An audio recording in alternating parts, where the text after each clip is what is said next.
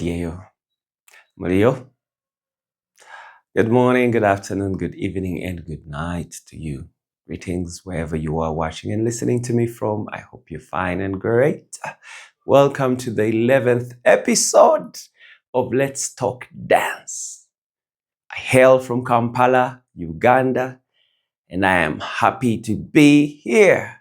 My name is Samuel Ibanda, performing activist, and I am ready to receive by giving and being the message. I am ready to receive by giving and being the message.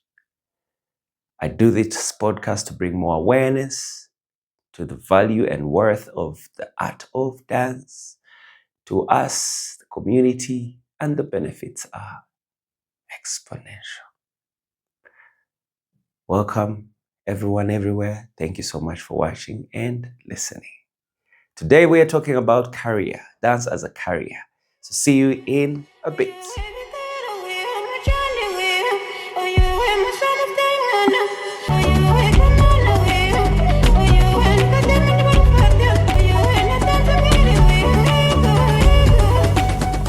When I first started dancing, it was an exciting. It was something to do that felt good. Because for me, it had nothing to do with the look, basically, how I look like towards other people. But when I looked at it, it made me feel very good and excited and happy. It felt like the world was always smooth, nice, and without problems. So when I got into dance, I was pretty young, like I mentioned before in the previous podcast. I was pretty young, and it started from home where our parents would say, entertain us, get a sweet, whoever wins. It was family thing, a good thing to do. And for me, the feeling never left me. I kept it with myself, or it kept with me, and I carried it on to now that I am also using dance as a career. It's something that I picked on and has shaped my life, helped me become who I am amidst every other thing. So yeah, I would like to talk about dance as a career and how someone can take it on and the possibilities, the jobs that are present, because as a career, an occupation you undertake for a significant amount of time, and it's through your life pretty much. It's not just a short-term job if you really want to do it. Yeah, so before I get into that, I was saying dance has been with me through life, and I figured the more I grow, I realized that in my earlier stages, I did really use it as a therapy tool without actually comprehending situations that are making me feel a particular way. But I used it. I would go back to it and go through movements, practice. Even when I didn't know it was called rehearsals, I would go through them because the feeling was unexplainable. It put me to a space that kept me going, and now I know. And that's one of the things that can become a part of your career. Dance therapy, dance movement therapy is one of them. Of course, the obvious would be dance, being a dancer, one that is ready to be employed, one that is ready to perform in videos, one that is ready to do launches. You can become a choreographer, one that creates the dance movements or sets together dance movements to make it work out. You can become a dance teacher, teaching people how to move. You could become an instructor, where you guide people when to move. Yeah. You can become an artistic director. You can become a tour manager or tour director. You can become a writer. You can become a dance critic or journalist. You can become a dance studio owner, a dance manager. It keeps on going. You can become a fitness trainer. You can become a yoga instructor, a physiotherapist, through the fact that these are paths within dance that make dance a career. if I say that word right, but you understand what I mean.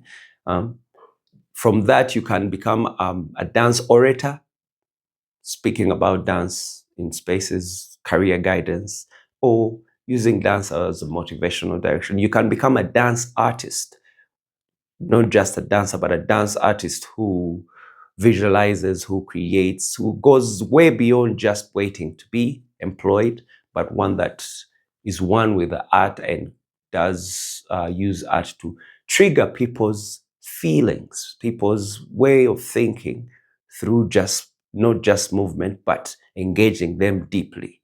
Because as a dancer, you're there to show a good time, fun, bow, vibe, and boom, bang, damn. Yeah.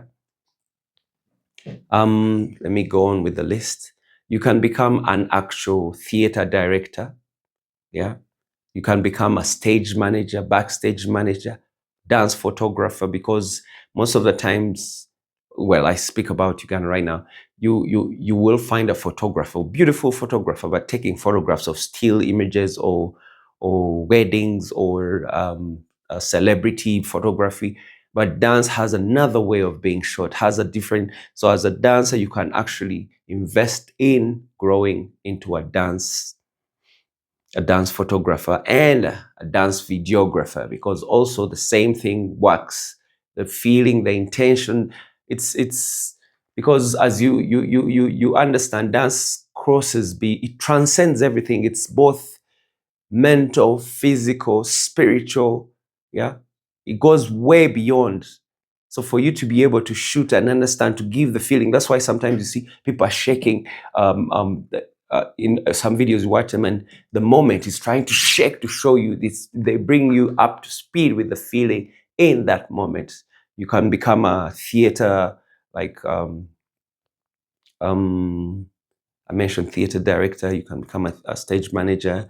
You can become stage designer for dance. You can become what am I missing? What am I? There's quite many. Some I might not mention here. I mentioned writer. You can become. Sorry. You can become bar and soul instructor. You can become workshop curator, performance curator. You can design events for yourself. You can become a producer, an editor, video editor. You can become, what am I missing? There's so many things that come out of you taking dance on as a career. Yeah, you can become, what are they called? What's the name of that?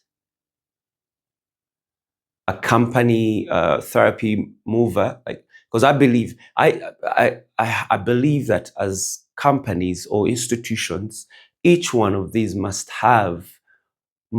employ a dancer or a dance artist or a dance movement therapist, because if you've not listened to the previous podcast, you will, please go, yeah, please go and listen to them. But you will, if you have, you will understand that everything that I mentioned, like I keep on saying, I had already almost mentioned it today.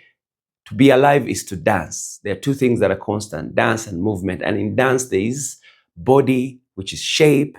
There is energy, which is force, which is, mood. There is space. How are you presenting yourself in different spaces? There is time. How do you deal? All those things. And for all the companies, it should be like a given. Like, you must have institutions, you must have on your pay slip or pay list, like, budget money for a dance movement therapist, so that people within the companies are rejuvenated all the time. Yeah, given it's really, really important. Yeah, I think I'm throwing things left, right, and center, but you can pick something from this. Yeah. Now, before I continue in that direction, before one takes on dance as a career, you need to really comprehend what it takes to be able to keep on going with it, because it's not just a fun thing. It has a lot of self-motivation. Yeah, it has a lot of mentorship that comes with it. So as a career, you need to partake some education, whether formal, informal, but you really need to take some education into it. You need to be educated by those who have been there, or attach yourself to someone you think inspires you. You need to, you know, put some time, a lot of time in, and it never stops. Even I, for now, I still keep on learning on and on, because this body can surprise you all the time. Yeah. So you keep on learning. So put some time into being educated. Yeah. And when I talk about educate, I'm talking about serious dancers who are interested in picking this on for life. Like, this is a career, it's for life. You choose, it's not just about payment, it's about like growth, mental growth, social growth, physical, emotional. It's through your life. It's something you're doing and you live it. Yeah. Home, away from home, anywhere. So I do respect all the dancers that came up actually through and after COVID, on TikTok, moving here and there. Yeah. But I do put a lot of respect and humbleness in emphasizing that dance artists, dancers who have invested time in what they are doing to make it work out for them as a career, beyond just being famous. And yeah, it takes a lot of work. It really takes a lot of work, and it will be very important that all institutions, all people do invest in them as well. Do give them their stars, their accolades, in employing them, in engaging them. Yeah, because they are doing this for life. So yeah, coming back, get some education through it. Not just some, like education and research. Look out for what you really want. Why are you jumping into this as a career? Where do you want to take it? How do you survive with it? Yeah. Not only just learning movements, but how do you manage finances? Because also dance is a bit seasonal. Yeah. It's a bit seasonal, where there is a season where it's high, it's low, it's like a tide. Yeah. And that's why you have so many different possibilities of being graphic designers within the dance career. Like, there's possibilities, because when you're on a low tide, you're able to actually create like video photography, or that takes you on to another level. You're able to have a system where you create installations, blah blah blah, name it all. Yeah. So after getting some education, you go into research, a bit of research. And no, research maybe might be a strong word for now, but get into different roles. Yeah. Volunteer somewhere. You need to try out good jobs, bad jobs. You need to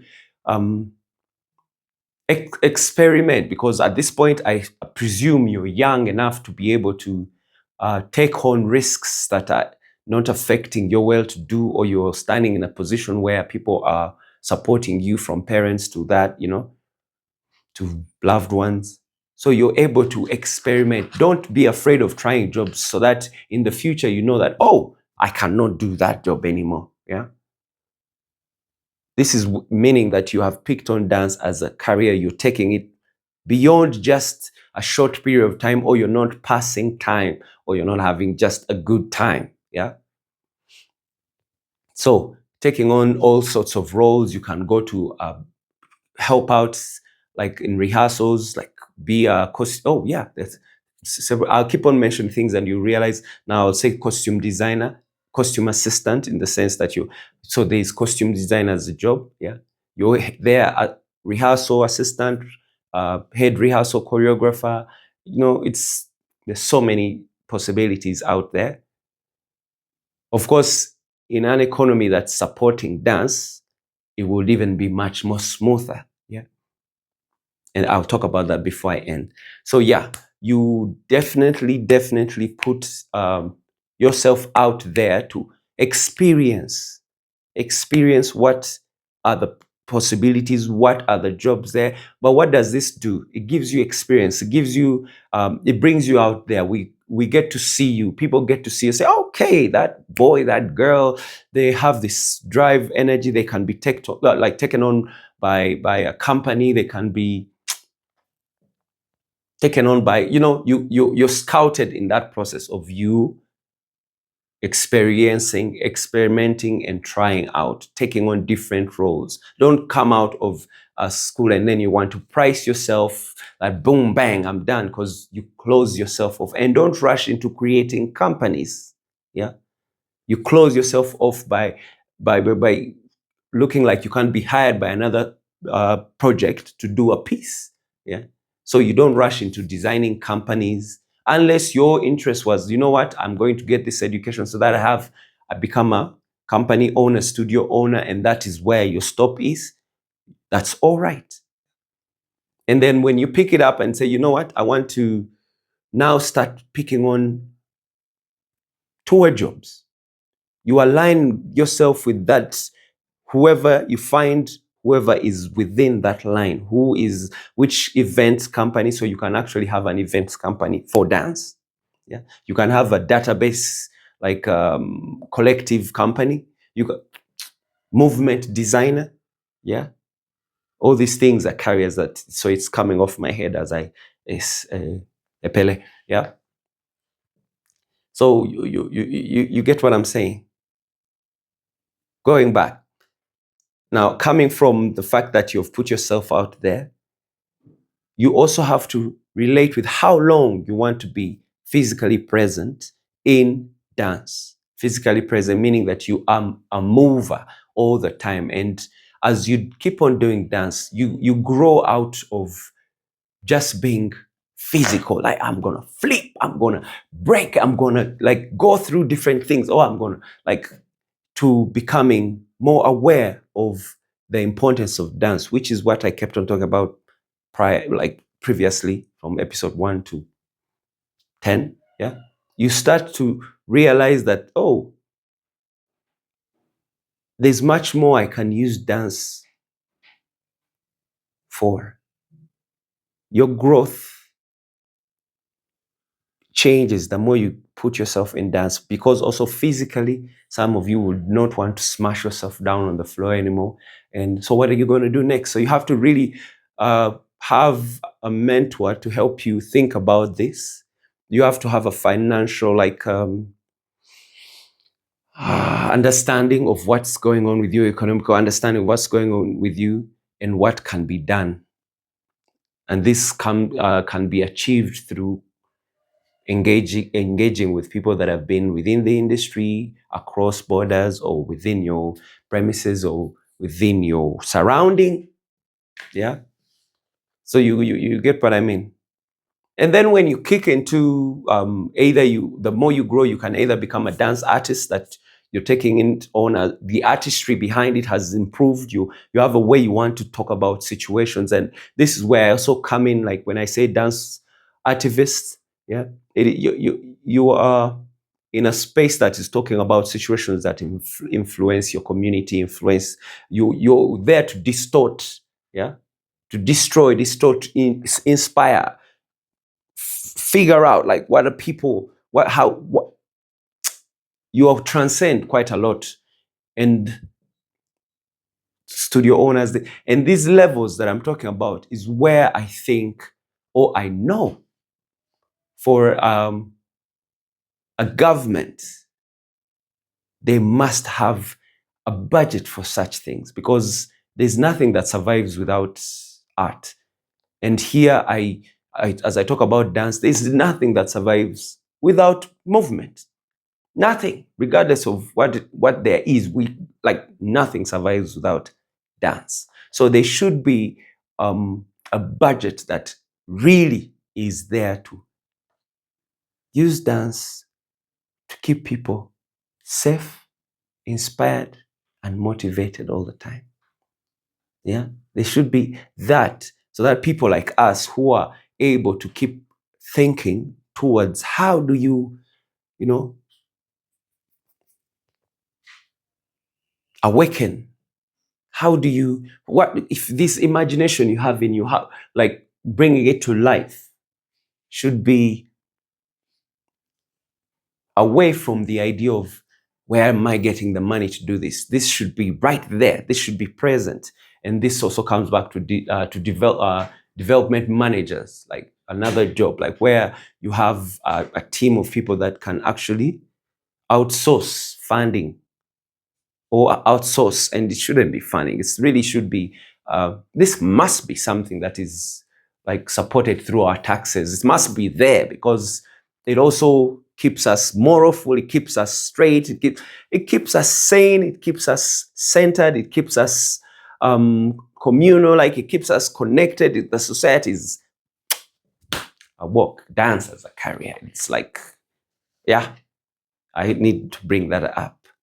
Yeah, needed to drop that in. So yeah, in you picking it up on and you want to do it, you really need to understand that at a certain point you will leave stage, or you will not be on stage too much. What would you be doing next? Yeah.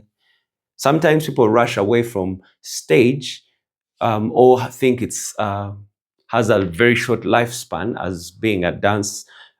But the things that I've mentioned gives you room to understand that there is more. There are even more that I've not mentioned, but there is more that is under the umbrella of dance as a career. Yeah, there is quite a lot more. So don't hesitate on asking about it, or thinking about it. And the beauty is that the part of the syllabus in school, they have added dance.